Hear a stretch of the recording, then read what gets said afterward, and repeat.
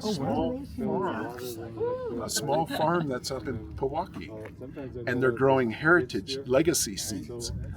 And so, Pueblo or no, just somewhere. In no, they're young entrepreneurial folks that are just really. And they wanted the blocks to build a little adobe structure. They wanted blocks to do this. They're built. This is Jared, who's the owner. So they're building this little. It's like a workshop. Yeah.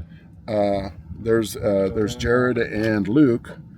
They grow heritage seeds, and so they're building. These are our blocks, and they're using Portland. They're using regular cement mortar to lock them together. Yeah, real thin mix. Mm-hmm. And so they're doing infill. So they framed, and now they're doing infill. Yeah. Rather than structural. So all good. Okay. It's looking beautiful inside. This is going to be their shop and all this stuff for selling their heritage seeds. In Pewaukee, huh? Yeah, and it's weird, when you're going through Pewaukee and you're going toward Espanola, yeah, Yeah. You keep going. Now they put the next stoplight in, and right at the last light before you get out of Pewaukee, you turn to the riverside, right to the west, and you just go up and over a little bit, and they're down in the valley. Yeah. Oh wow. And I think they got like 10 acres or something in there, so they're growing. They're you might building. want to check this out. Yeah. That's not Tewa women. That's something different. Oh, is it? No, this is not no. This is they built these- something doing heritage Yeah. seeds. Okay, that's cool. Yeah. You didn't meet these guys off there? So they're using gringo blocks. You can see that they're actually putting in gringo blocks and stuff. This is John. Stephanie, yes. Very John? nice. John Jordan. John and John. That's it. Yeah. So great. So they're doing, and but their farm is also, really the whole thing wasn't about the building, it was about the farm that they're setting up. And they've got this unbelievably cool watering system. They're pulling water out of the acequia. How do I get that out of there? I don't know. Come on, go back. I don't want that there. I don't want to edit these. Give me a second. I can't. I've done it before. Accidental delete. Yeah. All right. So they're going to build a large like a starter. They're going to sell starts. Yeah. So what?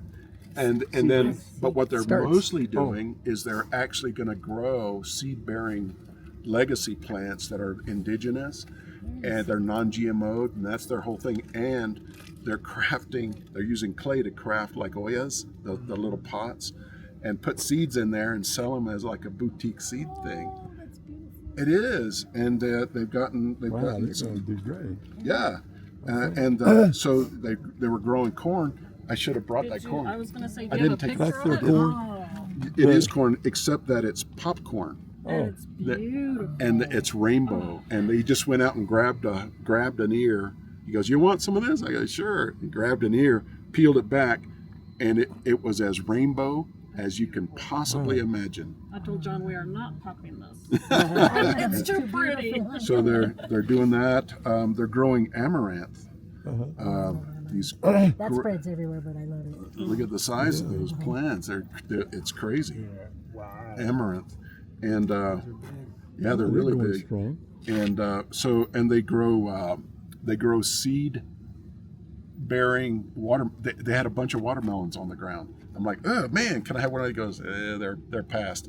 But what they are is the seeds are hardening in there. They're seeds, and so these are heritage watermelon seeds and stuff. There's Jared in his glory with his amaranths. Yeah. Those are huge That's amaranths. great. Yeah. Get that going in Mexico. Yeah, because the group I'm with, they're Abuelas Medicina, and they grow herbs and stuff like that for community to help out the These guys, community. you need to meet these folks. They're really. I was so impressed. There's my hand with a little bit of the amaranth. Yeah. Oh wow, look at that. Top there, and then this is the view from their back. The back of their lot. Wow. It's hard to see, but you get the bluffs up there. You can see it. It's just. That's beautiful. It's off the charts beautiful I had a there. dump truck like And my property's in El Cerro Mission, I did. below the base of the Give it Manzano. away though. Yeah. And so there's a bit better picture of the Yeah, interior. the interior of that building. Mine was Yeah. You can see, yeah. That's a way to look at it. Yeah. So it's getting there. You know, that's the first commercial use of our Mine was blocks. lifted. I've only been chasing this for 15 Yeah, you years. can only lift like 3 hours. What percentage of cement's in the block, more or less? We hold it right at It'll 6, do it, huh? 6%. Okay. which is the mandate, right? You know, and what we do is we know how much we have in there because we have an auger feed with a counter on it, and you can figure out the volume from the counters and all that. So we count both the amount of soil coming in and how much laydown of Portland goes in, and then it dry mixes it together, and then it finally, right before falling onto the conveyor, it does a atomizing spray onto it to wet it. Falls immediately into the block press, so it's only resident before being pressed for about 5 minutes, Yeah. which is important, as it turns out, and that's a big difference from a mix pit. Oh, yeah. You know, a mix pit, it can sit in there for 30 minutes Yeah. before it's finally pressed. So there's all that. So we're trying to figure out how to really make the blocks, the CEBs, efficiently and while keeping the quality at a very high level. So we're trying to bring the price down, peg the quality. Quality means compressive strength or what? Compressive strength, durability, the cracking, there's a term called friability, right? You know, because if you get an abundance of ag in there on one end of it or something, you can get a crumble on a corner and stuff. Yeah. So it's paying attention to the homogeneity of the mix and everything. It's a bit complicated in some regard, but it's really more about paying attention to details. Yeah. Want to check out the inside? Yes. So Yeah. Oh yeah. eventually. Oh, okay. But we got to go eat lunch too. So So you gotta go eat lunch before they close. They close here at 2. Oh, do that? Well, just about every restaurant except for a couple. Okay. Well, let me. Or at 3. Okay.